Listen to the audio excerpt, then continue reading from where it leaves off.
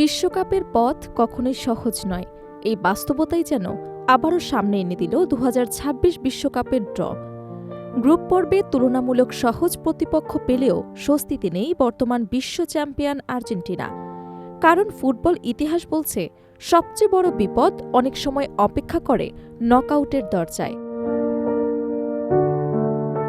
Algeria, Australia আর জর্ডানের বিপক্ষে কাগজে কলমে এগিয়ে থাকলেও কাতার বিশ্বকাপে সৌদি আরবের বিপক্ষে সেই দুঃস্বপ্ন এখনও ভুলতে পারেনি মেসির দল। আর এবার ভাগ্য যেন নতুন করে কঠিন এক সমীকরণ সাজিয়ে রেখেছে আল বিসেলেস্তেদের সামনে।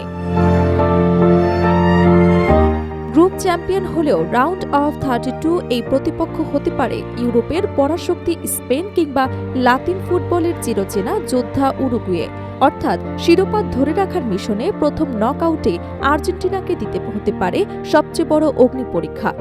বিশ্বকাপ শুরু হবার আগেই তাই স্পষ্ট, মেসিদের জন্য ২০২৬-এর পথ মোটেও মসৃণ নয়, বরং শুরু থেকেই অপেক্ষা করছে মহারণের চাপ।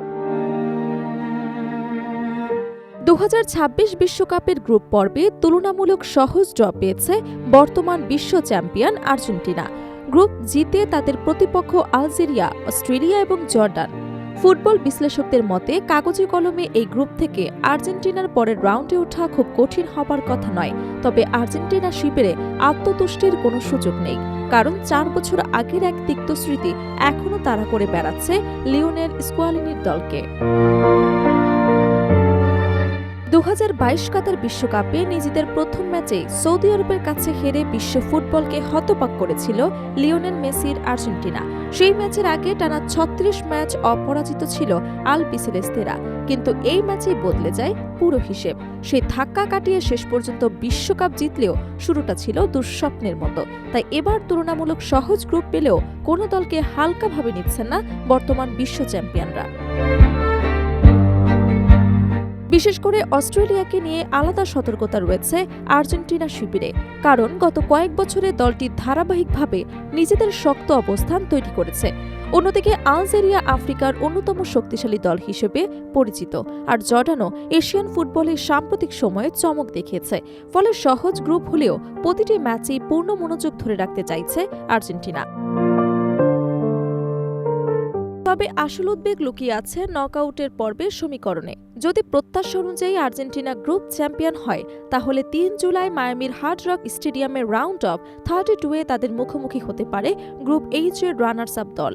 আর সেই গ্রুপে রয়েছে ইউরোপিয়ান ফুটবলের বর্তমান পরাশক্তি স্পেন এবং লাতিন আমেরিকার ঐতিহ্যবাহী দল উরুগুয়ে। অর্থাৎ গ্রুপ এইচে যদি স্পেন বা উরুগুয়ে দ্বিতীয় স্থানে থাকে, তাহলে প্রথম নকআউটে জমে উঠতে পারে হাই ভোল্টেজ মহারণ। বিশেষ করে স্পেন বর্তমানে দুর্দান্ত ছন্দে রয়েছে। তরুণ এবং অভিজ্ঞ ফুটবলারদের সমন্বয় করা দলটি ইতোমধ্যে ইউরোপের অন্যতম ভয়ঙ্কর দলে পরিণত হয়েছে। অন্যদিকে উরুগুয়েও সবসময় বড় মঞ্চের দল। তাদের আক্রমণাত্মক ফুটবল যে কোনো প্রতিপক্ষের জন্য কঠিন চ্যালেঞ্জ তৈরি করতে পারে।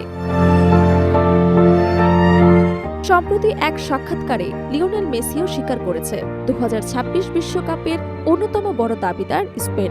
এমনকি তিনি ইঙ্গিত দিয়েছেন এবার আর্জেন্টিনা আগের মতো ফেভারিট নয়। মেসির এই মন্তব্য থেকে বোঝা যায় নিজেদের সামনে অপেক্ষা করা কঠিন বাস্তবতা সম্পর্কে পুরোপুরি সচেতন বিশ্ব চ্যাম্পিয়নরা। বিশ্বকাপের ইতিহাস বলছে, শিরোপা ধরে রাখা কখনোই সহজ কাজ নয়। ব্রাজিল, জার্মানি, ফ্রান্সের মতো বড় দলগুলোকেও টানা ২ বার বিশ্বকাপ জিততে গিয়ে কঠিন চ্যালেঞ্জের মুখে পড়তে হয়েছে। সেই বাস্তবতাই এবার সামনে দাঁড়িয়ে আছে আর্জেন্টিনার জন্য। সব মিলিয়ে গ্রুপ পর্বে স্বস্তি থাকলেও নকআউটের দরজায় অপেক্ষা করছে ফুটবল বিশ্বের সবচেয়ে কঠিন পরীক্ষাগুলোর একটি। আর সেই পরীক্ষায় মেসির আর্জেন্টিনা কতটা সফল হবে, এখন সেটাই দেখার বিষয়।